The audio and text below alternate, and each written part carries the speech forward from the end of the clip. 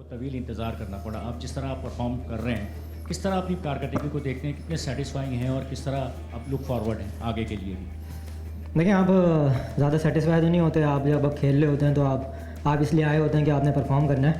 और जहाँ तक T20 क्रिकेट की बात है तो हर चीज़ का एक राइट टाइम होता है। मेरे ख्याल में ये मेरे लिए राइट टाइम था कि मैं इस मौके पे T20 क्रिकेट खेलना शुरू करूँ। और थोड़ा सा हो सकता है शायद मैच्योरिटी लेवल बढ़ गया, और ये कि अपना काम अपना सोच इस मुताबिक आप किए तो उसके मुताबिक रिज़ल्ट आ रहे हैं। जुबैर भाई। सऊद जुबैर एक्सप्रेस न्यूज़ का सऊद, कितना तवक्को थी आपको जो मैच इतना क्रूशियल था कि आप होप्स थी कि मैच जीतेंगे आप, और ज़ाहिर है कि आप क्वालिफाई कर चुके हैं, तो आगे की क्या स्ट्रेटजी होगी? Thank you. देखिए, बहुत इंपॉर्टेंट गेम था। हमें भी आइडिया था कि आप जब इतना एंड तक टूर्नामेंट में आ जाते हैं तो कोशिश करते हैं कि आप पहले ही क्वालिफाई कर जाएं और लास्ट मैच तक नहीं लेके जाएं। थोड़ा सा टारगेट इतना बड़ा नहीं था, लेकिन पिच थोड़ा सा बॉलर को फेवर कर रहा था बीच में, तो उसकी वजह से गेम थोड़ा लंबा भी हो गया। लेकिन खुशी इस बात की है कि हमने लाइन क्रॉस की और जो है क्वालिफाई कर लिया। महमूद भाई। नहीं तो ये बता देंगे तो फिर तो दूसरी टीमें समझ जाएंगी ना। महमूद भाई।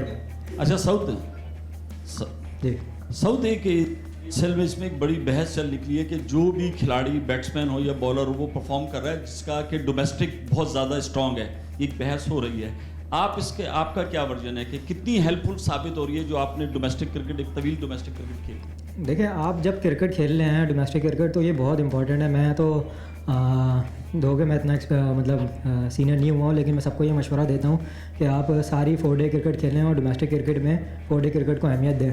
क्योंकि वो जो इस साल भी जो हमारा 4 डे क्रिकेट हुई है उसमें 80 ओवर की इनिंग थी, तो उसमें तो तीनों फेज़ आ रहे थे। अर्ली ऑन आपने 4 डे खेलना है, फिर 1 डे खेलना है, फिर T20 खेलना है, तो आपको सीखने का मौका मिलता है। और तो मेरा सबसे यंगस्टर्स को ये है कि आप 4 डे क्रिकेट पे भी ध्यान दें।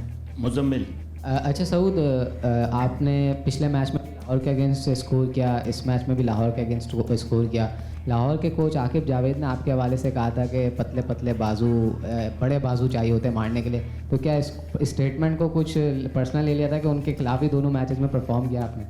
नहीं, देखिए, हम कोशिश करते हैं चीज़ों को पर्सनल ना लें। सबके अपना पॉइंट ऑफ व्यू होता है और हो सकता है कि कुछ देख के वो बोल रहे हैं, और शायद मैं जिन नंबरों पे वर्ल्ड कप में खेल रहा था वो अपने मुताबिक उनका पॉइंट ऑफ व्यू है, तो सब अपना पॉइंट ऑफ व्यू रख सकते हैं, इसमें कोई वो बात नहीं है। लेकिन मुझे खुशी इस बात की है कि जो मुझे अपॉर्चुनिटी दी गई यहाँ पे एज आ ओपनर, और मैं उसको कैपिटलाइज़ कर रहा हूँ, और मेरी टीम क्वालिफाई कर गई है, मैं 2 मैन ऑफ द मैच हो गया हूँ, तो इससे बढ़ के मिलने क्या होगा। तो इस तरह हम नहीं सोचते। चले भाई। सऊद, आपका इस सीज़न लीडरशिप एक्सपीरियंस भी हो रहा है और आप पिछले कुछ सीजन में भी क्वेटा के साथ रहे थे, तो इस दफ़ा इमोशंस हमने देखा, बहुत ही इमोशनल जो एंड अभी हुआ था मैच, तो सब बहुत इमोशनल थे। तो एक आपके लिए व्हाट डज़ इट मीन, और आपकी खुद की परफॉर्मेंस भी इस सीज़न अच्छी रही है, और लीडरशिप के रोल के हवाले से क्या कहेंगे लीडरशिप के रोल के बारे में? देखें, हम जो मुझे रोल दिया गया पहले वाइस कप्तान का भी, तो मेरी एक ज़िम्मेदारी भी थी। क्योंकि देखें, हम जब कोई गोरा कप्तान होता है तो हो सकता है थोड़ा कम्युनिकेशन करने में जो लोकल गाइज होते हैं थोड़ी सी मुश्किल हो, तो वहाँ पे मुझे अपना पार्ट प्ले करना था और उसके मुताबिक चलना था। और जहाँ तक आपने बात की, दूसरी क्या बात थी? हाँ बिल्कुल, हम देखें, हम जब भी आप टूर्नामेंट खेलते हैं और लास्ट 3 साल से हम नहीं क्वालिफाई कर पा रहे थे, तो इमोशंस यहाँ पे बिल्कुल थे। क्योंकि जिस तरह का क्वेटा ग्लैडिएटर्स ने PSL में आगाज़ में जो है वो स्टार्ट किया था, सारी क्वालिफाइंग राउंड खेल ली थी और बहुत अच्छा विनिंग परसेंटेज था, तो उसको काफ़ी चीज़ें मिस कर रही थी, पूरी मैनेजमेंट मिस कर रही थी। मेरे ख्याल में पूरी जो क्वेटा ग्लैडिएटर की फैमिली है वो उस चीज़ को मिस कर रही थी, और जब आज हमने क्वालिफाई कर लिया तो शायद वो इमोशन सामने बाहर है। जाहिद। सऊद, क्वेटा की टीम इस वाले सीज़न में बिल्कुल मुख्तलिफ कलर में नजर आई है। क्या समझते हैं कि जो कोच और कप्तान की जो चेंजिंग हुई है उससे काफ़ी फ़र्क पड़ा है? और दूसरा ये बताएं कि जब आपको नायब कप्तान बनाया गया था तो आपके जो क्रिटिक्स है वो काफ़ी तनकीद कर रहे थे, तो उनको आप क्या कहेंगे? देखिए, मैंने अभी इस बात का तो जवाब पहले भी दिया कि आप क्रिटिक्स को हमेशा अगर पॉजिटिव तरीके से देखें तो वो शायद कहीं ना कहीं आपकी बेहतरी के लिए कोई बात कर रहे हो, तो आप उसमें से जो पॉजिटिव ले सकते हैं आप उसमें से लेते हैं, और जो फिर बात नहीं सुनने वाली होती तो आप नहीं सुनते। जो आपने दूसरा सवाल किया मैनेजमेंट से रिलेटेड, हम देखिए, जब चीज़ें चेंज होती हैं तो हो सकता है उसके गलत रिजल्ट भी आ सकते थे, लेकिन एज आ ओवरऑल पूरी टीम हम एक पेज पे होंगे, हम सारी चीज़ें बेहतर कर रहे होंगे तो हमारे रिजल्ट अच्छे आने शुरू होंगे। तो मैं नहीं समझता कि ये बिल्कुल पर्टिकुलर है कि सिर्फ कप्तान और कोच चेंज कर दिया जाए तो चीज़ें चेंज हो जाती हैं। ओवरऑल सारी चीज़ें बेहतरी हुई होंगी तो हमने क्वालिफाई किया है। एहसान भाई, लास्ट। सऊद, ये बताएं कि आपकी तो इनिंग जाहिर बात है अंडर प्रेशर आप बहुत ही एक्सीलेंट खेले, लेकिन मैं ये पूछना चाहूँगा कि हमारे पाकिस्तान के कप्तान, आपके भी वो कप्तान हैं, शाहीन शाह को क्या हुआ है, उनकी टीम को क्या हुआ है, क्या आप समझते हैं कि उनके साथ क्या सानिया होगा कि 8 मैच हार गए, टूर्नामेंट शुरू होने से पहले उनके दावे थे कि हम हैट्रिक करेंगे, तो आप क्या समझते हैं कि क्या प्रॉब्लम थे उनके, क्योंकि आपने मैचेस खेले उनके खिलाफ? देखिए, जो हमें बाज़ार नज़र आ रहा है थोड़ा सा उनका मेरे ख्याल में कॉम्बिनेशन ख़राब हुआ शायद राशिद के नहीं आने से। वो बीच में काफ़ी इंपॉर्टेंट रोल प्ले कर रहा था और ये तो शाहीन शाही आपको ज़्यादा बेहतर बता पाएंगे उनके साथ क्या मसले हो रहे हैं। चले भाई अकबर भाई, आपकी सिफारिश आ गई, आप कर लें।